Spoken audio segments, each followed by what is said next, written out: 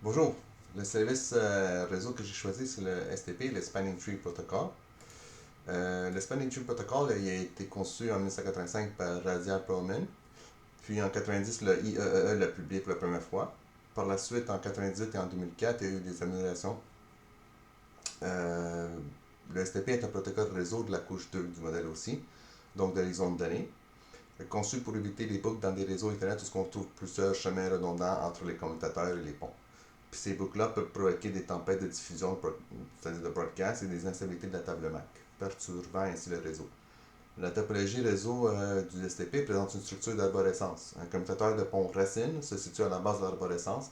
Les autres commutateurs du réseau, les ponts non racines, sont situés dans les branches de l'arborescence, d'où le nom spanning tree en anglais. Le pont racine gère les liaisons redondantes de manière à ne proposer qu'un seul chemin actif vers chaque emplacement du réseau. Afin d'éviter les tempêtes de diffusion, STP échange des messages BPDU entre les différents commutateurs pour détecter les boucles potentielles. Une fois celles-ci identifiées, le protocole désactive cette interface pour s'assurer qu'un seul chemin reste actif entre les deux appareils du réseau. Les BPDU, c'est quoi? Ce sont des trames qui spécifient l'identifiant du pont, le coût du chemin et l'identifiant du port, ainsi que d'autres informations permettant au commutateur de déterminer la structure optimale. Chaque pont ou commutateur, quand on parle de pont, c'est comme si on parle de commutateur, c'est identifié de manière unique par un bridge ID qu'on appelle le bid. Ce bid a une valeur de 8 octets composée de deux parties, la priorité du pont et la MAC adresse comme qu'on voit ici dans l'image. Plus le numéro de la priorité du pont est faible, plus sa priorité est élevée. La valeur peut aller de 0 à 32 768. Celui qui a le bid avec la priorité la plus basse sera désigné comme root bridge. En cas d'égalité, ça va être l'adresse MAC la plus basse qui sera désignée. Le pont racine envoie ensuite des BPD aux autres ponts non racines pour s'identifier en tant que pont racine. Le coût du chemin, c'est s'il y a plus d'un lien entre deux commutateurs, donc de la redondance, le pont racine calcule le coût de chaque chemin en fonction de la bande passante. Le STP sélectionnera le chemin avec le coût le plus bas, c'est-à-dire avec la bande passante la plus élevée, comme lien préféré. STP activera ensuite ce lien préféré comme seul chemin à utiliser pour les trames Ethernet. Puis il va désactiver les autres liens possibles. Comme on voit ici, là, si c'est un lien de 1 gig, son numéro c'est 4. Puis si c'est des liens comme Fast Ethernet à 100 mégabits, mais ça va être le 19. Donc on va prioriser le 4. Le port racine, c'est quoi? C'est le port d'un pont non racine, comme ici dans les deux bleus ici, ce sont des ponts non racines, parce que le racine, c'est lui le vert. Donc les root ports, c'est ces deux-là. Donc les ports d'un pont non racine sont les plus proches du pont racine. Une fois le pont racine a été choisi, tous les ponts non racines attribuent l'un de leurs ports comme port racine.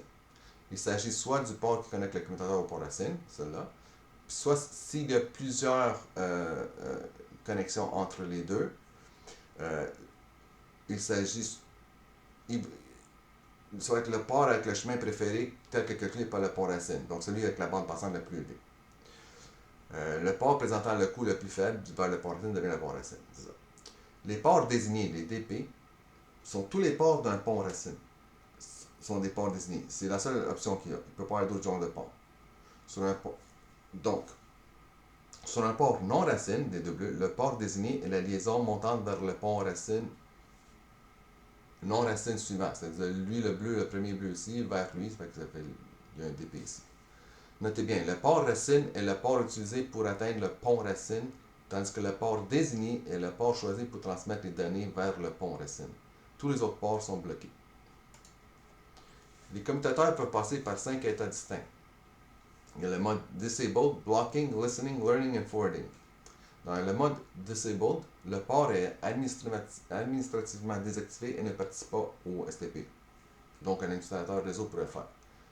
Le mode blocking, c'est le port reçoit et traite les BPDU, mais ne transmet pas les trames de données, empêchant ainsi la formation de boucles. Il peut passer en mode forwarding si jamais il y a un lien qui tombe. Le mode listening, le port participe activement à l'élection du pont racine et les ports désignés, traite les BPDU en trames, mais ne transmet toujours pas de trames de données. Le mode learning, c'est le commutateur met à jour sa trame d'adresse MAC en se basant sur les adresses sources des trames qu'il reçoit et les attribue au numéro des ports, mais ne transmet pas encore les trames de données. Puis le mode forwarding, c'est le mode normal, c'est-à-dire que le port est pleinement opérationnel, reçoit et envoie les trames de données ainsi que les traitements de BPD. Bon, le STP est utilisé par des commutateurs. Et je vais vous montrer le code d'utilisation avec un petit schéma avec Cisco Packet Tracer que j'ai fait. Donc, on va aller voir avec Packet Tracer ici. Donc, j'ai fait une petite topologie ici. J'ai mis des adresses MAC, pas des adresses MAC, des adresses IP à 2 PC, comme vous voyez ici. Il y a celui-là ici. Qu'est-ce qu'on va faire ici? On va aller en mode simulation, comme ça. On va connecter les PC au commutateur. Le commutateur. Puis vous allez voir, avec Cisco, le STP s'active par défaut. Donc on n'a pas activé, on n'a rien écrit, ça va se faire par défaut. Là, en ce moment, on voit que c'est tout en orange ici. C'est que les BPDI sont en train de s'échanger. Puis ils vont élire c'est qui le root bridge. Donc si on va un peu avancer dans le temps, on voit que c'est pas lui parce qu'il y a un bloqué, ça veut dire que c'est lui ou lui. Donc si on va voir ici, puis on fait enable, on fait show spanning tree. Donc on va le mettre ici, le 0, le 2, enable, show spanning tree, puis on va 1, enable, show spanning tree. Oh, excusez-moi. Spanning tree. Ok. Donc si on fait comme ça, comme ça, on va aller voir c'est quel qui est désigné. Non, ici on voit This is the root bridge. C'est le 2, le switch 2. On voit ici que tous ces ports sont en mode designated, puis en forwarding, dont le coût est 19. Tandis que lui ici, il y en a un en root, puis deux en désigné. Tout en forwarding, puis en 19. Puis celui-là ici, un bloqué, puis un en root. Donc le 2 est en root, donc ça veut dire qu'il va vers le root bridge. Puis ici, le 2 aussi est en root, donc il va aussi vers le root bridge. Autre chose qu'on peut remarquer, pourquoi c'est celle-ci qui a été déterminée comme root bridge. On va voir que la priorité ici, c'est 32769, même chose ici, et même chose ici.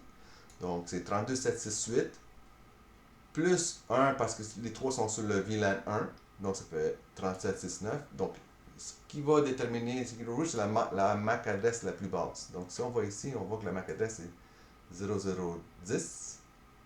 Ici, c'est 0002 et 0060 pour cela. Donc, la 0002 a été défini comme le root bridge. On va sortir d'ici. Donc, on avait dit que le 2 est le root bridge. Donc, ça veut dire que ce port-là, ça va être la 2. Comme on disait, c'est le port root. Puis ici, ça va être le 2 aussi, le port root. Donc, on va faire une petite simulation. On va envoyer un ping ici, d'ici à ici. Puis on va voir par où il va passer. Il devrait passer tout droit. Et voilà. Parce qu'en haut, il y a un port de bloqué. Donc, on fait comme ça. On va enlever ça. Puis là, si on va aller dans les commutateurs, puis on va enlever le spanning tree. Donc, on va aller en conf t,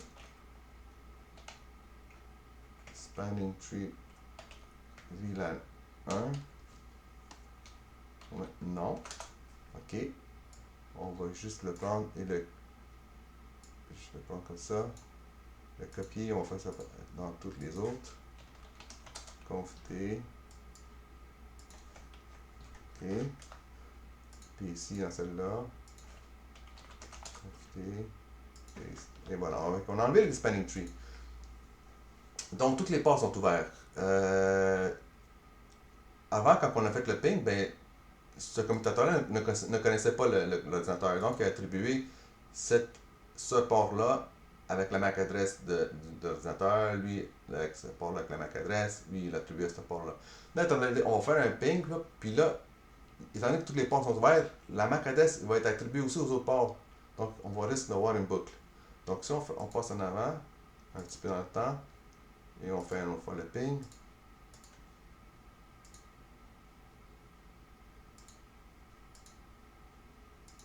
Voilà. Vous voyez, ça part dans tous les sens. Là, éventuellement, on va voir qu'il va y avoir une boucle qui va se former. Et voilà la boucle. Donc, on rappelle qu'au niveau 2 du modèle aussi, il n'y a pas de time to live. Contrairement au niveau 3 avec les paquets, il y a un time to live. Ici, il n'y en a pas. Donc, ça tourne à l'infini. Si on tourne en real time, on voit que ça scintille beaucoup ici. C'est parce que c'est toujours en train de tourner à l'infini. On va remettre. En fait, je vais vous montrer une autre chose vite aussi. Si on enlève ça, puis on ping, on fait un broadcast sur l'adresse de broadcast de diffusion. Hop, comme ça.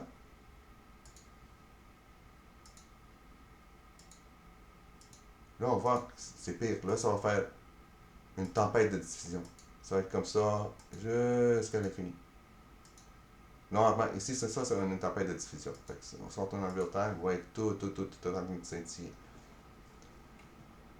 Donc, on va re-enlever ça. On va remettre le spanning tree.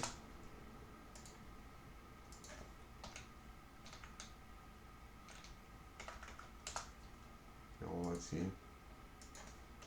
Là, qu'est-ce qui va se passer? C'est qu'ils vont se mettre une fois en mode pour apprendre et désigner qui va être le root bridge. Donc, moi, je peux avancer un petit peu. Et vous voyez, une autre fois, la même chose.